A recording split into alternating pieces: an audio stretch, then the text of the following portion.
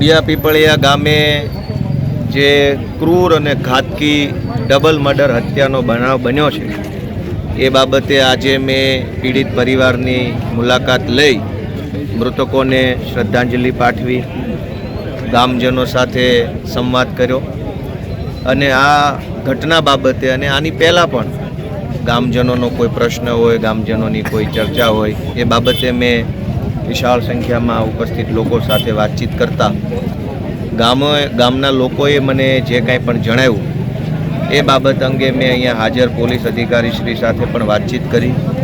શું તપાસ ચાલે છે, કેવા પ્રકારની તપાસ થઈ રહી છે, એ તપાસમાં શું દમ છે, એ બધી જ ચર્ચા ગામની હાજરીમાં કરી છે. પણ અત્યંત દુઃખનો વિષય એ છે કે ખૂન એક વૃદ્ધ પુરુષ અને એક વૃદ્ધ મહિલાનું ખૂન નથી થયું. આ ખૂન આખા સરકારી તંત્રનું ખૂન છે, કાયદો અને વ્યવસ્થાનું ખૂન થઈ ગયું છે, માણસનું ખૂન નથી. આટલી મોટી સરકાર, આટલું બધું પોલીસ તંત્ર, SP, DYSP, PI, PSI, ASI, D staff, LCB, SOG, આટલું બધી વ્યવસ્થા ઊભી કર્યા પછી પણ જો કોઈ માણસ ખૂન કરી નાખે એટલી મોટી હિંમત થઈ જતી હોય તો આખી વ્યવસ્થાની જ ખૂન થઈ ગયું કહેવાય. આખા પોલીસ તંત્રની હત્યા ગણાય. તો કોઈ માણસ ગુજરાતમાં એવી હિંમત કેવી રીતે કરી શકે કે બીજા માણસનું અડધી રાત્રે આવીને ખૂન કરી નાખે માત્ર ચોરી કરવા હાટું? એટલે આ બહુ ગંભીર બાબત છે. કાયદો અને વ્યવસ્થા મતલબ હવે આમાં બિહારની ચર્ચા જ ક્યાં કરવાની રહી?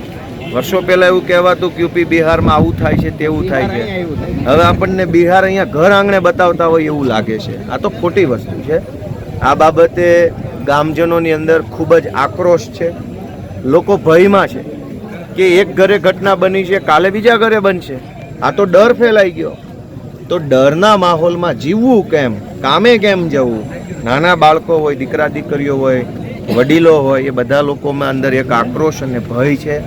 પોલીસને મેં ગામ વતી એક વિનંતી કરી છે, રજૂઆત કરી છે કે ભાઈ તાત્કાલિક વહેલી તકે આનો જે કાંઈ પણ આરોપીઓ હોય એને વહેલી તકે પકડવામાં આવે અને એ આરોપીઓની પાછળ કોઈ પોલીસ અધિકારી, કોઈ નેતા કે કોઈ માથાભારે માણસો છે કે કેમ એની પણ તપાસ થવી જોઈએ. આ બાબત અંગે આજે ગામમાં ચર્ચા થઈ છે.